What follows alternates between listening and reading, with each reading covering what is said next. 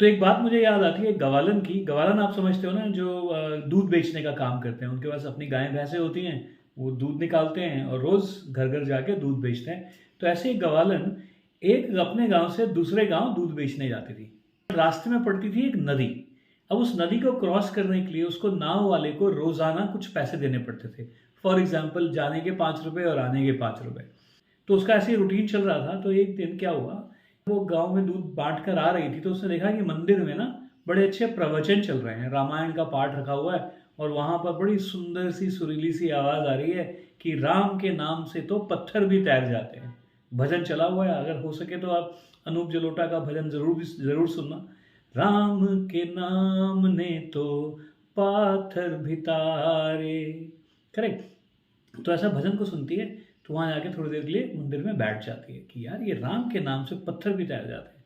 और फिर वो पूरा का पूरा प्रवचन उसके सामने होता है, तो बड़ी हैरान हो जाती है कि भाई राम का नाम पत्थर के ऊपर लिखो तो पत्थर तैर जाते हैं। बैठ के रामायण का वो पाठ सुना कि राम के नाम से कैसे पत्थर तैर गए, कैसे पत्थर के ऊपर राम राम लिखा गया और समंदर के ऊपर एक ब्रिज बनाया गया, एक पुल बनाया गया। और उसके बाद जो प्रवचन सुना रहे थे पंडित जी, वो बीच बीच में एग्जाम्पल्स दे रहे थे, कहानियां बता रहे थे। तो उन्होंने एक छोटी सी और खूबसूरत बात जोड़ दी कि भाई राम के नाम से तो हम इस भव सागर से पार हो जाएंगे, ये समंदर छोटी मोटी नदियां तो कुछ भी नहीं है। ये बात उस लेडी ने, उस गवाला ने गांठ बांध ली कि भाई राम राम करते रहो, इस भवसागर से पार हो जाओगे, ये नदियां वदियां ये समंदर वमंदर तो कुछ भी नहीं है। अब वो लेडी रोजाना मंदिर में थोड़ी देर के लिए बैठने लग पड़ी, प्रवचन सुनने लग पड़ी। तो एक दिन वो लेडी बोलती है कि पंडित जी आप ना मेरे घर जरूर आए, मैं आपकी ना सेवा करना चाहती हूँ, आपको दान दक्षिणा देना चाहती हूँ। तो पंडित जी बोलते हैं हाँ हाँ जरूर, क्यों नहीं। तो पंडित जी शाम को उसके साथ चल पड़े। अब जब चले तो रास्ते में वही नदी आई। अब नदी आई तो पंडित जी वहाँ पे जाके खड़े हो गए और ये लेडी बोली हाँ जी पंडित जी चलो। तो पंडित जी बोल रहे हैं कहाँ चलो भाई, नाव तो आने दो।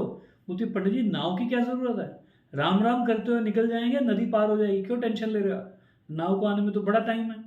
तो पंडित जी बोलते हैं राम राम करने से कैसे नदी पार हो जाएगी। कहती मैं करके दिखाती हूँ आपको, आप ही से तो सीखा है और आप बोल रहे हो कैसे पार हो जाएगी, ये लो। और लेडी ने राम राम करके पानी के ऊपर चलना स्टार्ट कर दिया। तो पंडित जी बड़े हैरान हो गए।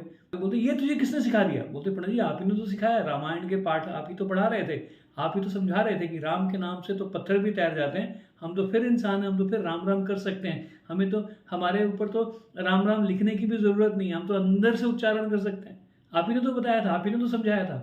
पंडित जी ने उसके हाथ जोड़ दिए। बोलते मैं समझ गया, हम तो सिर्फ उच्चारण करते हैं, तुम विश्वास के साथ मन से उच्चारण करते हो। और यही फर्क है फ्रेंड्स, कि हम किस बात को कितना समझते हैं, उसकी कितनी गहराई तक जाते हैं, हम किस विश्वास से उसको समझते हैं, उस पर अमल करते हैं, यही फर्क हमारी जिंदगी को बनाता और बिगाड़ता है। तो राम राम करते रहें, अपने इस भवसागर से पार होते रहें और इस बात की गहराई को समझिएगा कि हर बात पे जब भी अमल करना है उसको अच्छे से समझें, श्रद्धापूर्वक उसके ऊपर काम करें। जय श्री राम।